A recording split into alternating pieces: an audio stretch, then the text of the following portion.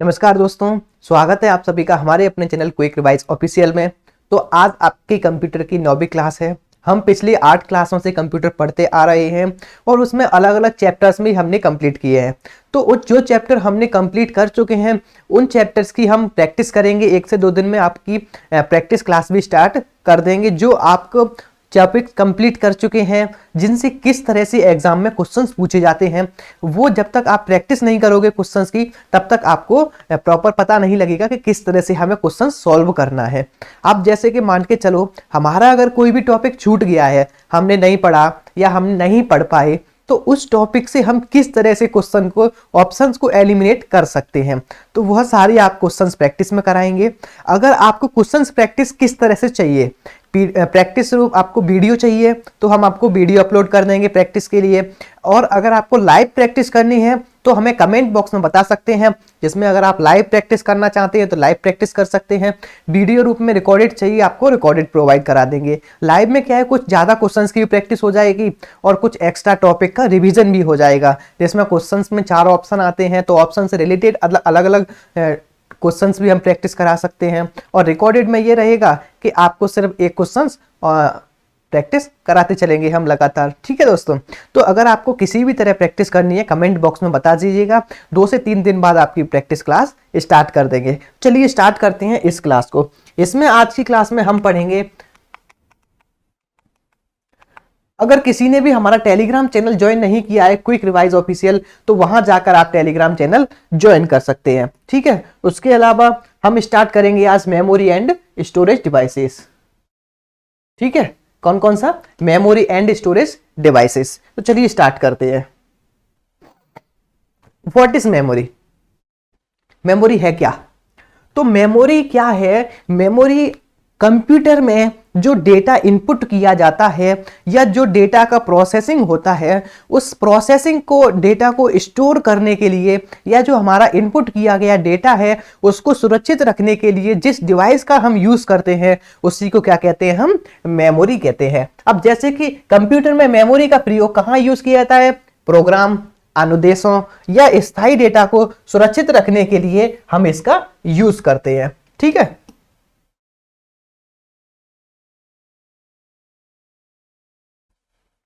चलिए इसका हम यूज करते हैं। ठीक है, तो मेमोरी के बारे में हमने जाना। क्या है मेमोरी? कंप्यूटर में मेमोरी का प्रयोग डेटा को और प्रोग्राम को स्टोर रखने के लिए, उसके अलावा अनुदेशों को स्थायी या अस्थायी तौर पर संग्रहित करने के लिए।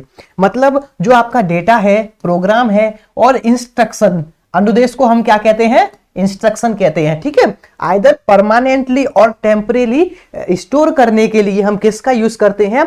मेमोरी डिवाइस का। उसी को हम क्या कहते हैं? मेमोरी कहते हैं। अब मेमोरी डिवाइसेस अलग अलग तरह की होती हैं। आपकी सीडी हो सकती है, पेन ड्राइव हो सकती है आपकी, ठीक है, आपकी फ्लॉपी डिस्क हो सकती है, फ्लॉपी डिस्क के अलावा आपकी हार्ड डिस्क हो सकती है। ठीक है, हार्ड डिस्क के अलावा मेमोरी कार्ड भी हो सकता है, चिप रूप में भी हो सकती है। अलग अलग तरह की आपकी अलग अलग मेमोरी डिवाइसेस रहती हैं। ठीक है दोस्तों, चलिए आगे बढ़ते हैं। अब इनको डिस्कस करते हैं। ठीक है, क्लासिफिकेशन ऑफ मेमोरी, मेमोरी का वर्गीकरण, कि मेमोरी को हम कितने भागों में बांटते हैं और कौन कौन सी टाइप की वह मेमोरी होती है। सर चलिए, मेमोरी को हम 2 भाग में बांटते हैं। पहला है आपका प्राइमरी मेमोरी और दूसरा है आपका सेकेंडरी मेमोरी। इन दोनों को हम डिस्कस करेंगे कि प्राइमरी मेमोरी कौन कौन सी होती हैं और सेकेंडरी मेमोरी कौन कौन सी होती हैं। सबसे पहले हम जानते हैं प्राइमरी मेमोरी के बारे में। ठीक है, प्राइमरी मेमोरी जिसके अंदर 2 पार्ट आते हैं आपके। एक कैशे मेमोरी होती है, एक होती है आपकी मेन मेमोरी, मुख्य मेमोरी। अब कैशे मेमोरी क्या होती है? इसके अंदर जैसे आपने जब भी कोई आप प्रोग्राम को रन करते हो, ठीक है, जब भी आप कोई प्रोग्राम रन करते हो तो उसका एक छोटा सा पार्ट आपकी मेमोरी में स्टोर हो जाता है। जब भी आप दोबारा उस प्रोग्राम को ओपन करोगे तो जहां प्रोग्राम आपने क्लोज किया वहीं से तुरंत ओपन हो जाता है। जैसा कि आपने देखा होगा, हमने कोई भी प्रोग्राम ओपन किया, ठीक है, हमने क्लोज कर दिया, लेकिन जैसे ही हमने दोबारा उस प्रोग्राम को ओपन किया तो वो जल्दी से ओपन कैसे हो जाता है? क्योंकि उसका कुछ पार्ट कैसे मेमोरी के अंदर उस प्रोग्राम का डेटा स्टोर हो जाता है। जैसे ही उस प्रोग्राम पे हम क्लिक करते हैं तो वहां से डेटा तुरंत ही वापस आ जाता है, ना कि जहां पर डेटा स्टोर है वहां से अगर वापस डेटा को लेंगे तो प्रोग्राम थोड़ा लेट शुरू होगा। लेकिन इसकी जगह पर हम कैसे मेमोरी का यूज करके तुरंत डेटा को उठा सकते हैं, तो इससे हमारी प्रोसेसिंग स्पीड भी हाई होती है और जो डेटा है उसको हम आसानी से ले सकते हैं। ठीक है, कैसे मेमोरी एक ही तरह की होती है। अब आती है आपकी मेन मेमोरी। मेन मेमोरी को हम दो भागों में बांटते हैं। पहला है आपका रैम। रैम का फुल फॉर्म होता है आपका रैंडम एक्सेस मेमोरी। ठीक है, रैंडम एक्सेस मेमोरी।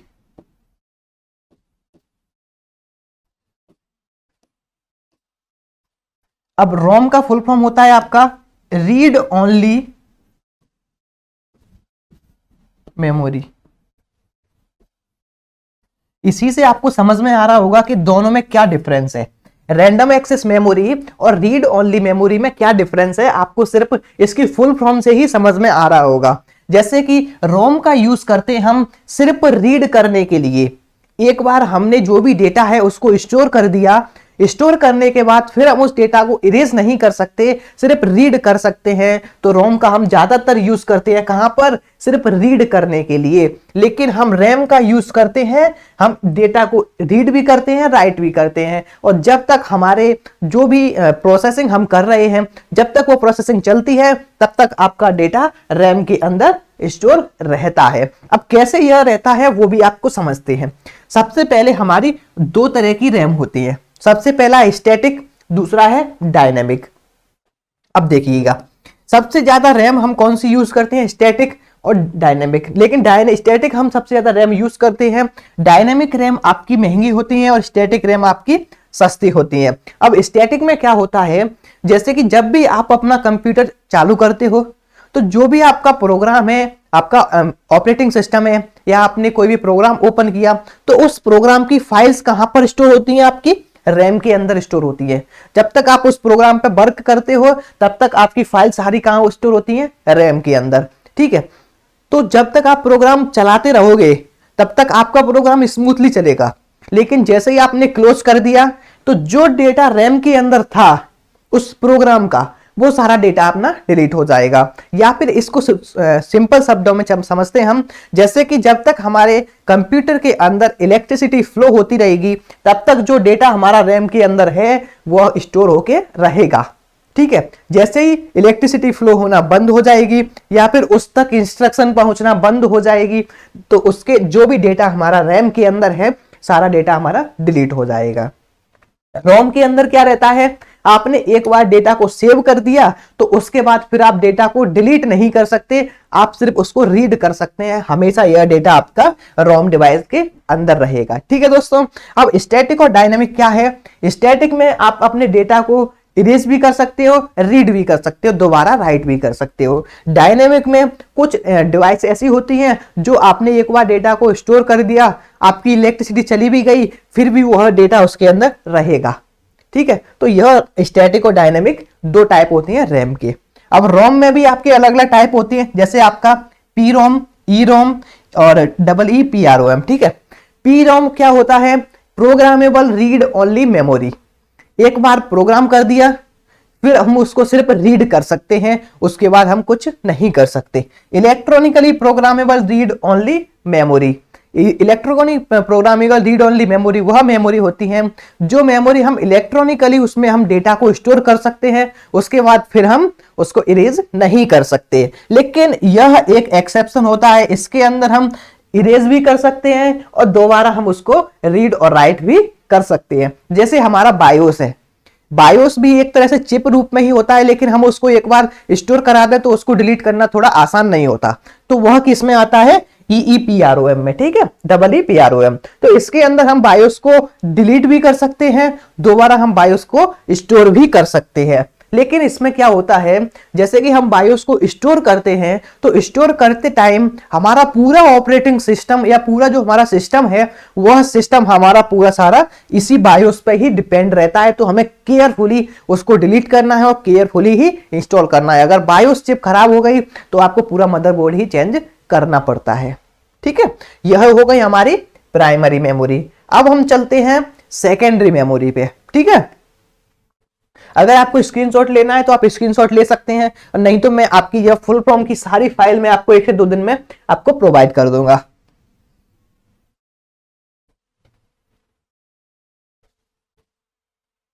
अब आती है हमारी सेकेंडरी मेमोरी।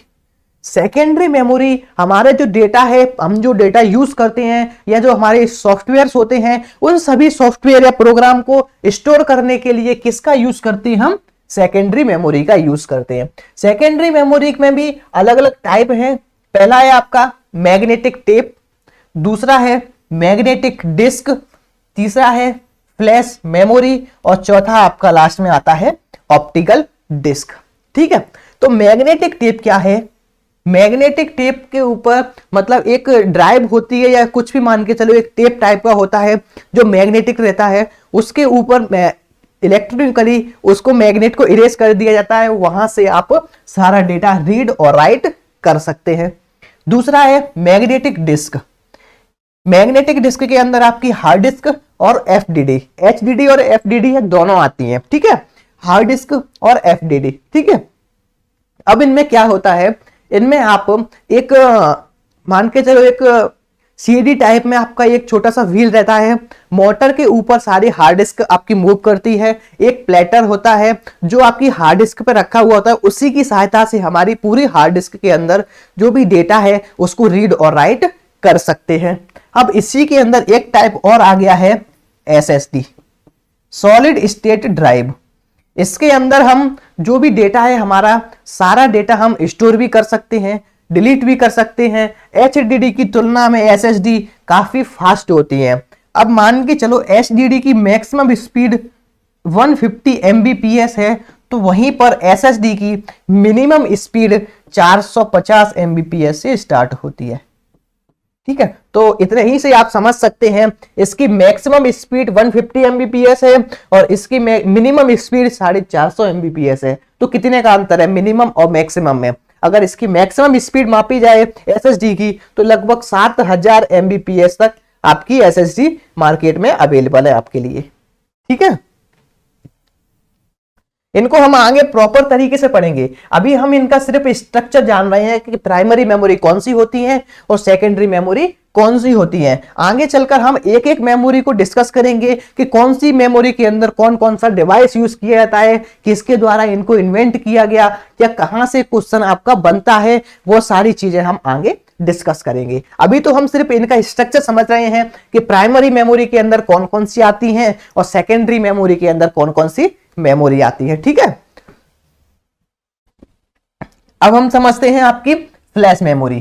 फ्लैश मेमोरी के अंदर आपके memory card, pen drive, chip, यह सारी किसके अंदर आती हैं? फ्लैश मेमोरी के अंदर, क्योंकि उन्हें हम कहीं भी आसानी से स्टोर करके रख सकते हैं। एक बार लगाया, हमने रीड किया, राइट किया, डिलीट कर दिया, फिर दूसरी डिवाइस में हम उनको यूज कर सकते हैं। ठीक है, ये हो गई आपकी फ्लैश मेमोरी।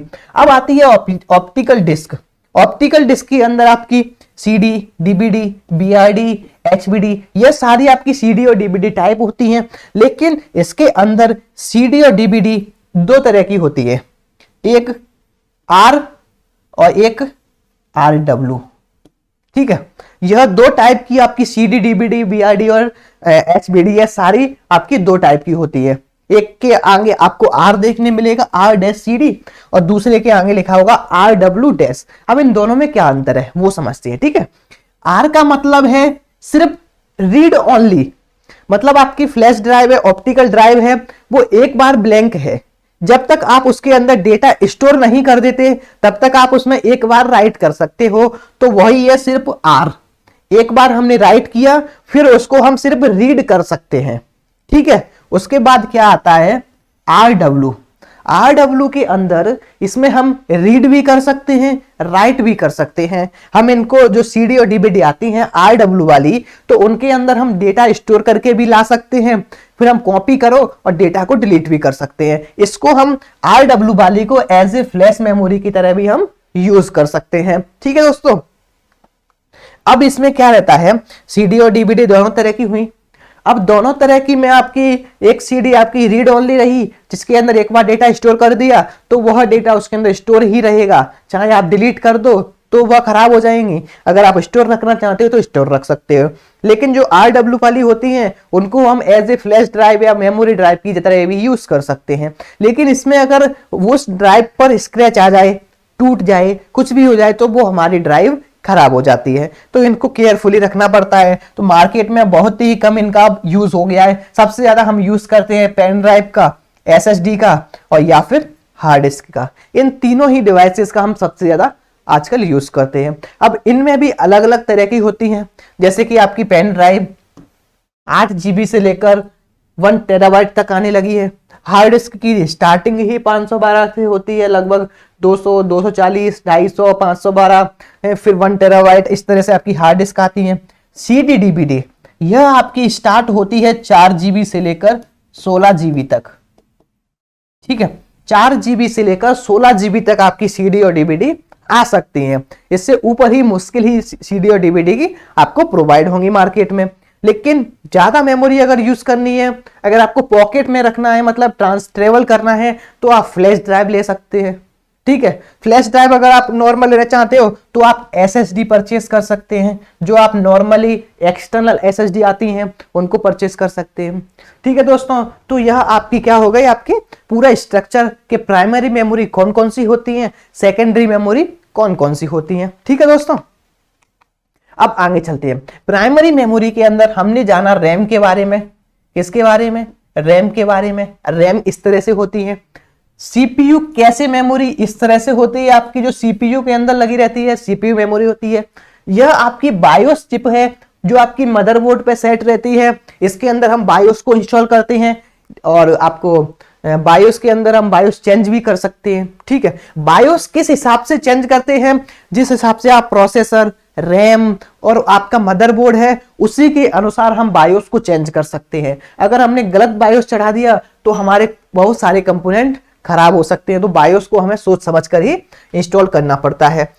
फिर आती हैं आपकी सेकेंडरी डिवाइसेस, जिसके अंदर floppy disk, CD DVD, hard disk या memory card, pen drive, flash drive, यह सारी आपकी इस तरह से होती हैं।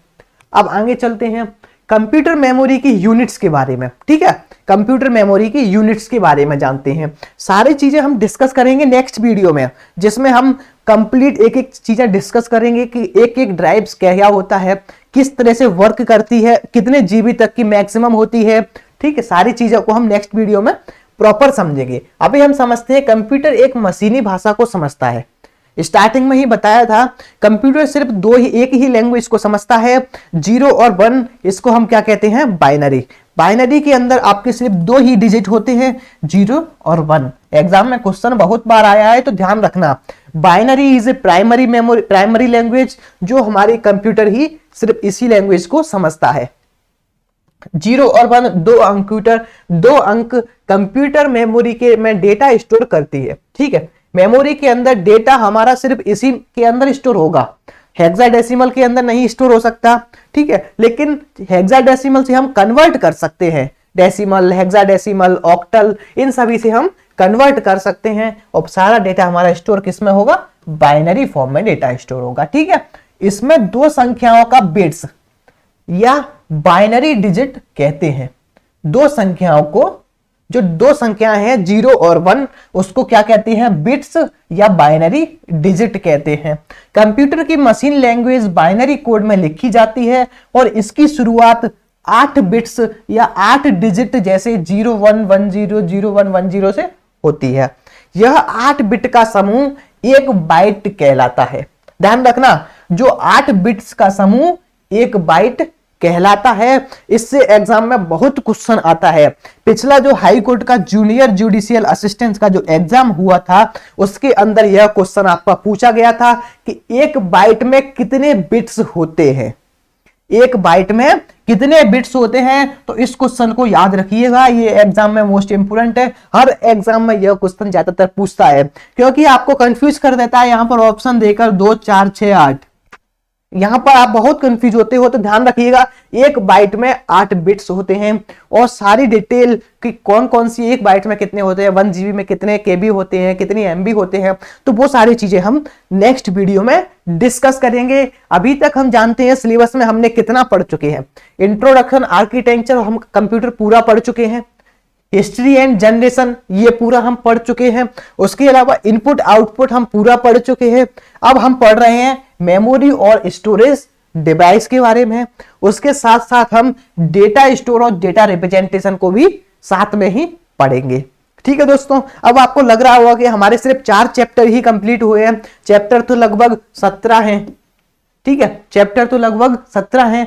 तो देखिए, search engine and browser, computer security और फायरवॉल, ये छोटे छोटे टॉपिक है, एक दिन में 2 टॉपिक हो जाएंगे। उसके साथ साथ एक्सटेंशन, ठीक है, ये तीनों टॉपिक आपके एक दिन में कवर हो जाएंगे। तो यह कुछ टॉपिक आपके छोटे हैं तो एक दिन के अंदर ही 2-3 टॉपिक कंप्लीट हो जाएंगे, और कुछ टॉपिक बड़े हैं जिनमें आपको टाइम लगेगा, जैसे आपका ऑपरेटिंग सिस्टम है, माइक्रोसॉफ्ट ऑफिस है। ये दोनों टॉपिक ऐसे हैं जिनमें लगभग 4-4 5-5 दिन आपको लगेंगे टॉपिक कंप्लीट करने में। तो दोस्तों आज के लिए इतना ही काफी है। मिलते हैं अगली क्लास में। प्रॉपर पढ़ते रहिए, नोट्स भी बनाइए, हम क्वेश्चंस की भी प्रैक्टिस कराएंगे। आप कमेंट बॉक्स में बताइए कि आपको क्वेश्चंस की प्रैक्टिस कैसे करनी है। आपको लाइव क्वेश्चंस की प्रैक्टिस करनी है या फिर आपको रिकॉर्डेड क्वेश्चंस की प्रैक्टिस करनी है। ठीक है दोस्तों, मिलते हैं अगली क्लास में। तब तक आप पढ़ते रहिए, चैनल को सब्सक्राइब कीजिए, दोस्तों को भी शेयर कीजिए।